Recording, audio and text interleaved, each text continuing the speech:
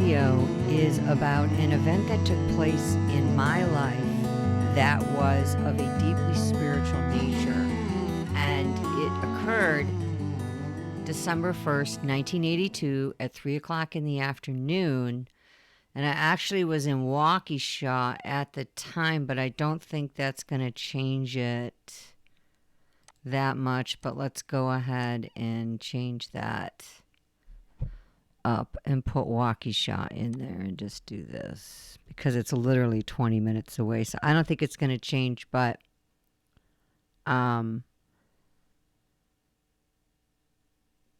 let's look at the chart as Waukesha, which is where I'm from. All right, literally no change, like at all, like a millisecond away because they're so close to each other. All right, some things that I want to point out that were happening in the sky in general during December 1st, 1982, when I had the supernatural occurrence that took place in my life. First thing I want to bring to the attention are the houses and what's in the houses. And I'm going to start here with Chiron in the first.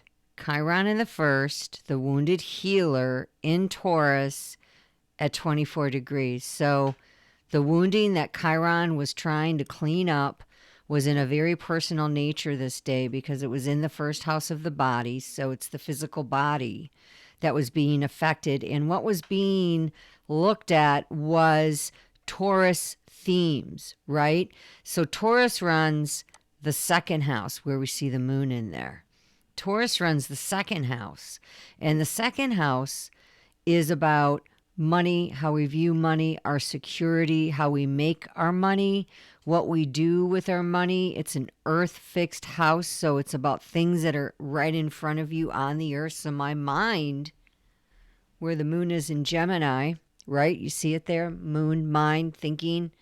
The mind and the emotions were talkative that day as well and expressive about Chiron Taurus themes in the second house. Because the moon is a very personal planet. It's the most personal planet. And the ascendant to me, now that I'm going down the esoteric astrology and using more soul astrology instead of the personal, like, well, I'll just leave it at that. I'm just moving more towards the soul astrology, and I'm a novice in it, so I'm just learning. But where the moon was really trying to communicate something of where we put our treasure is the best way I can say it. Where do you put your treasure? And the moon was conflicted about it, and the emotions were dual. It's Gemini. It's mutable air energy, wanting to feel and talk and be communicative and expressive with others about moon matters, emotions. So it definitely was a very emotional day for me as I sat there and proceeded to have this experience. It's what led me into the experience was just the emotions that day, I would have to say, and where I was at in general. Why that day, I don't know. But this inner ring here is my natal chart. This is my personal chart. And then this was the outer December 1st. I actually have Milwaukee here. It's not that big of a deal because it doesn't really change. December 1st, 1982. So my chart doesn't have anything in the first house, but it is my Scorpio ascendant that's being conjunct. So it's Taurus ascendant conjunct Scorpio ascendant with no signature. So it's Taurus wanting to heal my ascendant, which was my body, the self, the physical body, how you see me. Chiron was wanting to do something very personal with me. When we look at the opposite side of the chart from the 1st to the 7th, from the self to the others, this is all others. This is Libra's house, right? This is the closest relationships that we have. You have the sun itself. You can't make this up. in Sagittarius, the very sun itself, SON, wink, wink, Christ consciousness, he was the sun. But he is the main gig of the solar system, in Christianity circles and in religion. He is the center, right? And here he shows up in others is the sun in Sagittarius, which is the sign that lives up here in the ninth house. This is Sagittarius's home, the ninth house, right? It's the house of the teachers, the gurus, long distant travel and communication and knowledge. It's religious knowledge, ancient knowledge, all kinds of structural, traditional knowledge. It is Christ coming in Sagittarius is exactly where he should come in. That or Pisces, but it makes perfect sense, right? I have a very strong ninth house here. I have a theme here with the ninth house and something I'm supposed to do with ninth house matters in these signs and these planet signatures. So Sagittarius plays very big in my life, and because my sun is there. So what is it talking about here? This is another thing that's incredible, is you have the very sun wanting to talk with my very sun that is in a Sagittarius house. You see this? Sun to sun. Sagittarius, it's like, look, where's your Sagittarius, Kate? Like, what house? And I come right over here, and it's got my very ego. It's got my body, my personhood. So not only that, it's got Mercury and my North Node. So there's a real mission here, like I said. The other planet that is opposite my ascendant is Uranus, the rebel, the revolter. And what does Uranus bring is these types of events that we have no control over. Change, deep change, quick change, awakening change, in the blink of an eye change, right? That's exactly what happened to me as soon as I said you want to call it a spell, the prayer, the petition to the Christ consciousness. This is what happened to me right here. It was a Uranian moment. Hands down. How? Where? With another in the sign of Sagittarius. So busting up my understanding of, let's look at this way. This is a really good visual here that you can see. The ninth house right here is the search for meaning, higher education, mind expansion, philosophy of life, religions, journeys, and travel. Okay, so that is what was going on with this sun and this Uranus, Sagittarian energy. Where's Sagittarius' planet Jupiter? Right here in Scorpio. You can't make this up. What are we dealing with here? My first house in my Scorpio ascendant. Literally, this event points everything back to this ascendant because everything's tied in here that way, and my very sun.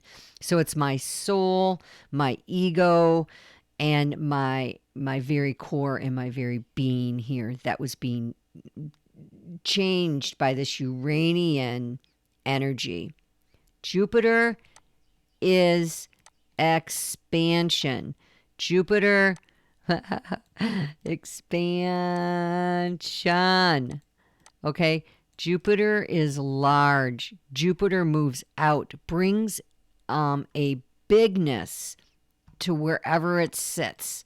Okay, so when we go and we look at this esoterically, and we go into the ancient meaning of Jupiter here, Jupiter is really, really tied to Pisces, which is the most spiritual sign, the older way.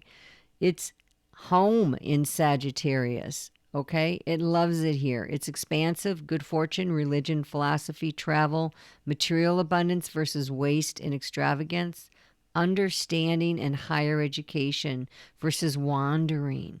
So it was bringing in a type of direction for me in a large way in a Uranian unpredictable way, right? Which is independence and individualism and freedom and being reformed, right?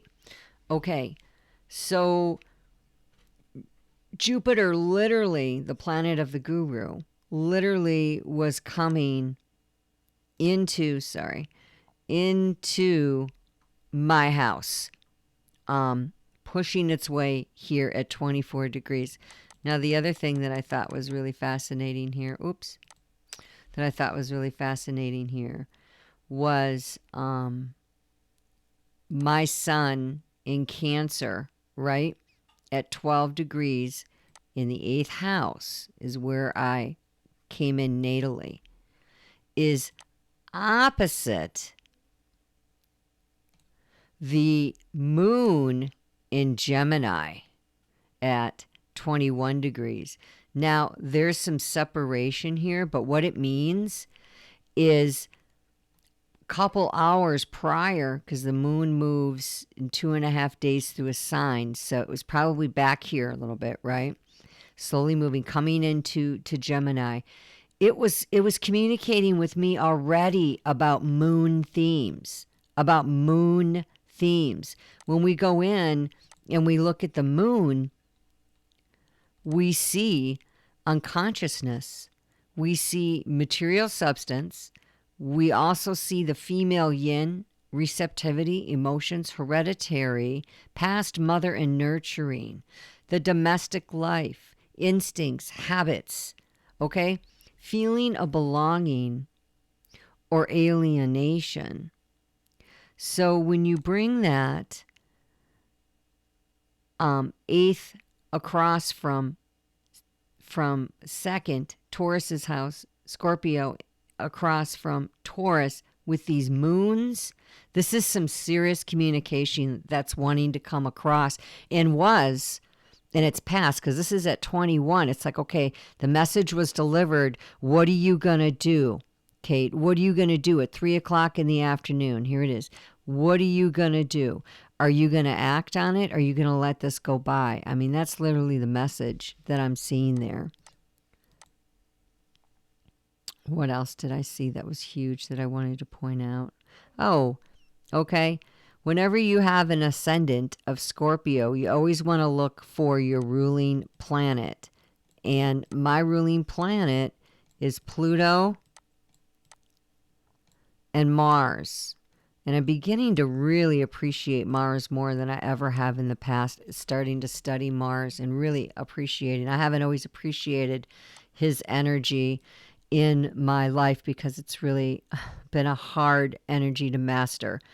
Okay, where do we have Pluto?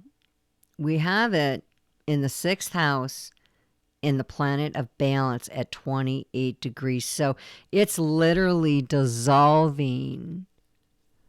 I mean, it is at a potent degree. You get into these later degrees and you've got absolute disillusion, absolute breaking down into a liquid form to rise up and be created 1st degree in a new sign. That's what it's all about.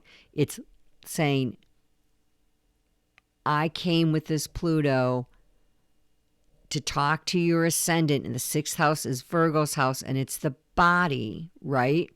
And I came to you here at this moment to blow up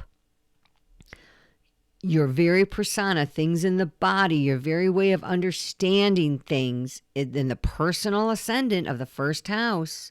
We've got to bring Pluto back to where it correlates to my chart.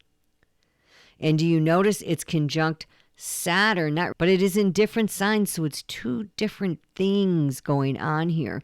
So it's like Pluto's blowing me up, okay? And it's dissolving. It's bringing death and utter transformation to my very Scorpio, my ascendant, my personhood. And Saturn is there in Scorpio. Wow. It's like Saturn gave the extra dose for me that day to say, yes, Go deep inside your heart. Go deep inside your soul. Go deep inside your very being. You know, Pluto goes way, way down, and with Saturn there, it's sitting on that theme. And something that blows me away is the degree.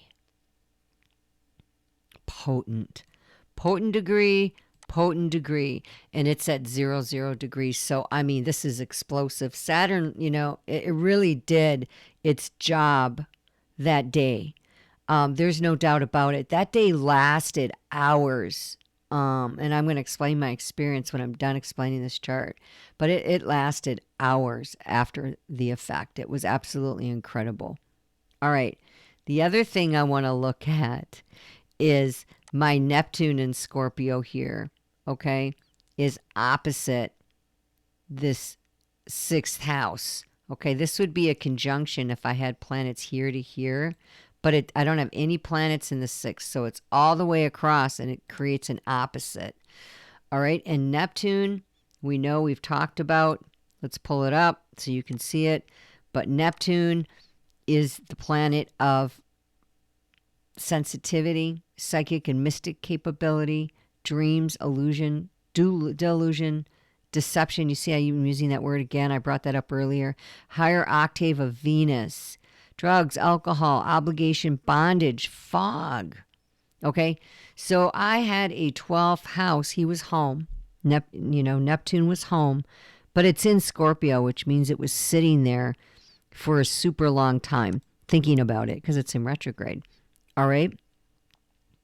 You've got Pluto speaking to Neptune and saying, I want to dissolve the way that you've seen reality. I want to come in there in this hidden house and go deep inside of you, Neptune, that resides in you, Kathleen. And I want to talk about that. Now it is, at least 10 degrees, 17 degrees past.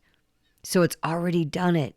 Okay. Like, while I was sitting in my apartment thinking about doing this, the moon was at work and Pluto was at work. Now, Pluto probably didn't move anywhere at all this day. I could go back and see when it switched, but it's at 27 minutes.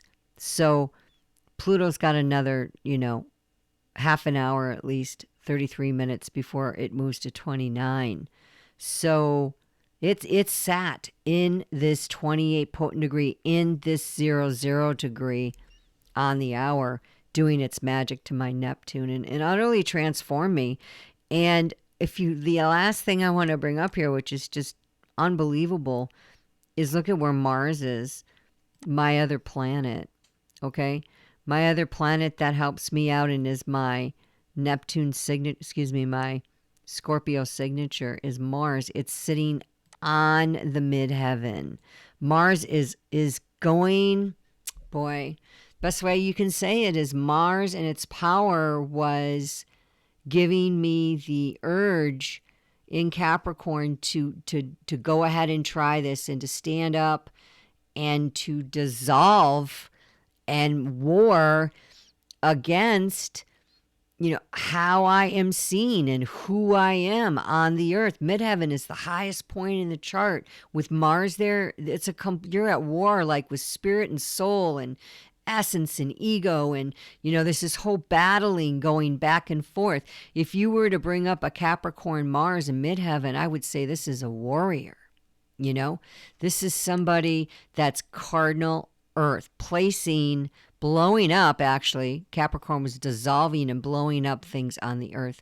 Back to this Chiron, back to this second house message, communicating with my moon, and these messages going this way, and these messages going this way.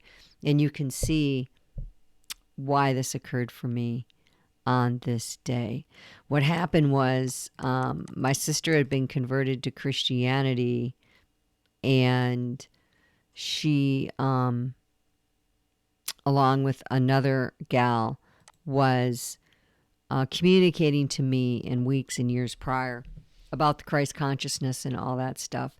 And I really wasn't interested in that because I was fixing to do some serious damage to my father. and harm him and possibly take his life out of just anger and bitterness and just everything.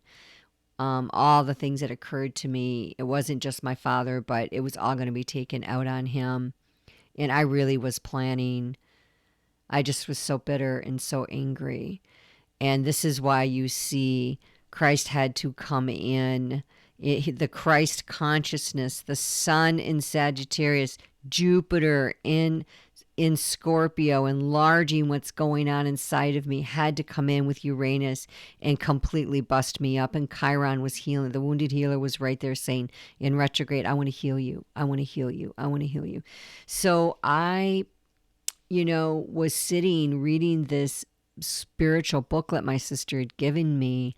And all I can do is tell you the way it happened. And I was sitting there and a voice, like it came through the wall, and like I could sense the energetic footprint of it, but I couldn't, it wasn't visual. It was like energy. I can't explain it, man. I just, I just can't explain it. This is the way it went down.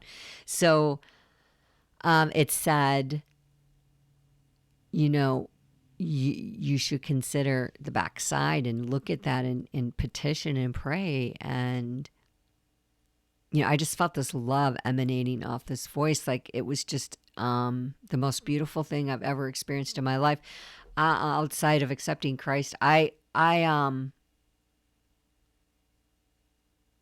had never felt that kind of love ever. And let's see, I was born in 1963. In 1982, what was I, 21? Was I 63?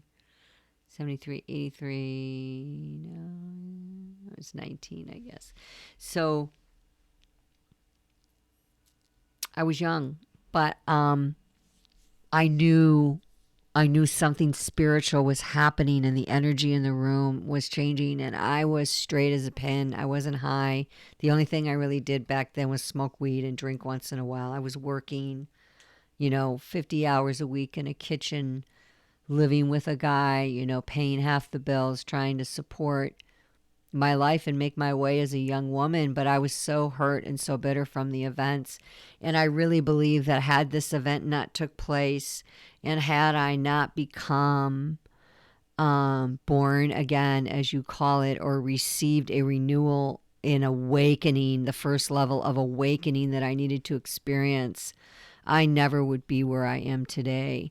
And although my opinions of religion and the Christ consciousness have since evolved and changed because of my own knowledge of reading and research and the things that I have since found in the books that have been hidden from us esoterically, I now know, after reading those books and for myself, that I feel that Christ was real at this point, but he was an elevated, enlightened being, definitely chosen, like we all are, to be a voice and a vessel to speak. But I think he was elevated to a place for control, and I think the church used it.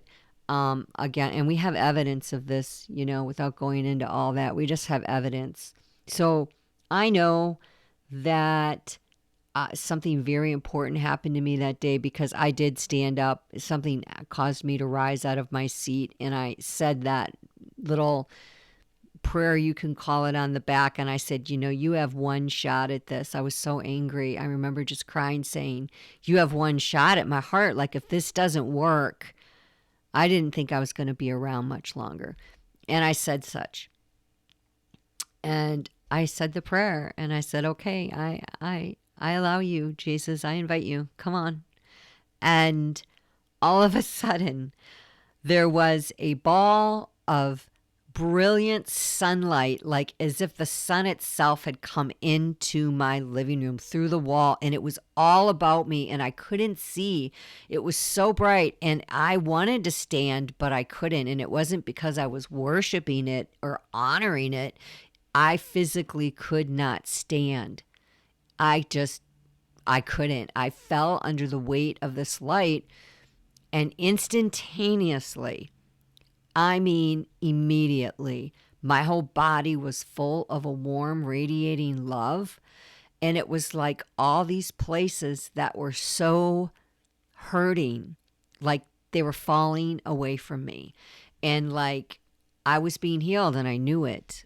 And I can't explain that to you other than the way that it just happened. And I don't know why. I'm still discovering why that event occurred and what it means for me. And I would never want to say, well, this is the way you need to be. This is the way, he needs to speak to you. You need to believe this way. I'm just not going to do that because Spirit speaks in many ways, I believe, and in many forms. And he will come in whatever form or she desires to speak to us in, because I think that Spirit can use anything. And I know that that day my life was transformed. Now, fast forward 6 months later, I moved back home. I left my boyfriend. I moved back home and I ended up applying to Bible college. And I ended up going to Bible college and becoming a pastor's wife and a chaplain's wife. And then watched Zeitgeist. And that kind of did it for me, and began to understand about the government systems and kind of what was going on behind the scenes and just hidden agendas. And I looked at our farming and I looked at our financial industries and I looked at the way that we do healthcare and I looked at the way that we do medicinal medicine and healing. And I looked at all these systems in our society and where did they come from and how did they come into being. That was huge for me. I needed to go back and I needed to just completely understand, why are things the way they are? I'm a why kind of person. I have a 9th house sun. I want to know the answer to things. So I wouldn't come into astrology, but for many, many, many, many years later, along with tarot and along with learning the runes and along with understanding my intuitive giftings that are in my chart, and as well understanding that, I do have, let me put this on here real quick.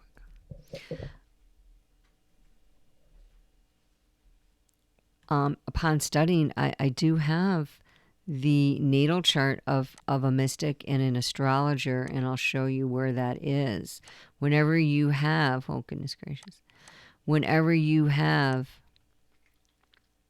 Neptune on the ascendant and mine happens to be in retrograde, it's 1 degree from being right on top of the ascendant, so it's conjunct.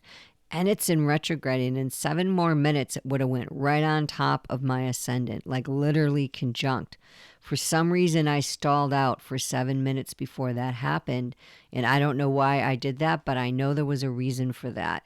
Why is it sitting in the 12th degree, 7 minutes away from the 13th degree? Why is it in retrograde? That's something that I've been working on, trying to understand innately within myself. The other thing I have is I have Uranus on the midheaven, and this is your midheaven. Mine is in Leo. Leo runs the 5th house. I have Jupiter in the 5th house in the sign of Aries. So I'm going to be very expansive and explosive, and I'm going to live, breathe, eat, sleep my pleasures.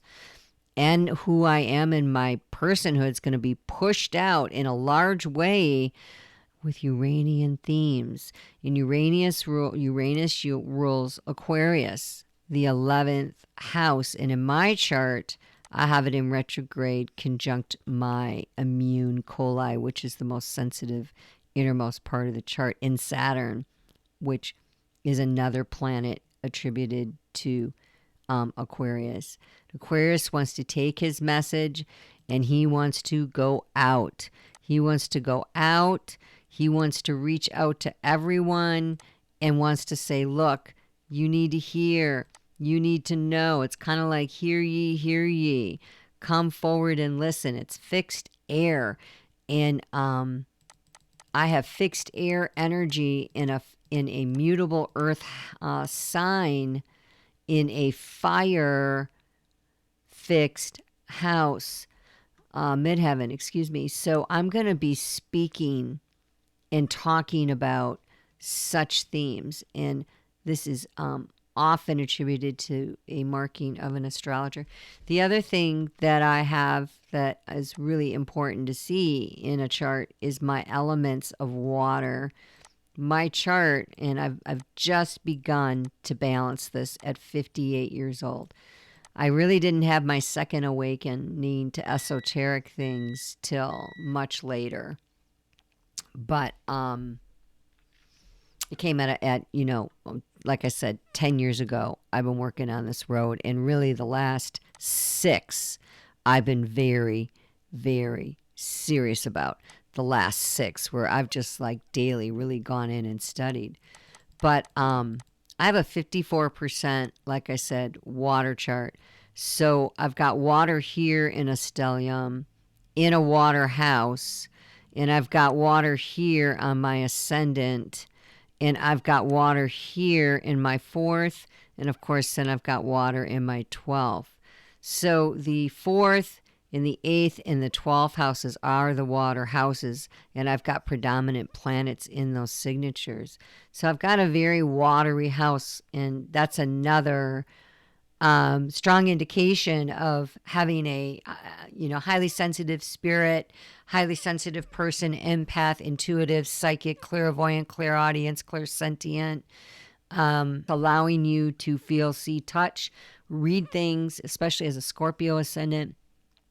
And it's really sometimes been like there's just no veil between me and other people. And I had to learn how to pull back on that water energy, and I had to learn how to really read it, and to read it in the right way, and to not forget about my earth energy that's been given me. So with that, I'm going to close, but I just wanted to share that. And this was an event, like I said, over here, the day I accepted the Christ consciousness. And, I've been reading a lot about Alice Bailey and beginning to resonate with her, and only to find out that, she was an esoteric teacher responsible for a great amount of information out there, which I'm starting to read. But she was also really strong Christian Christ consciousness, and it never left her, as I don't feel it's going to leave me either. I just think it's going to evolve, like it's been, into more of an esoteric and an empowered position with Christ, not a position of weakness. All right. Thank you for watching. Namaste.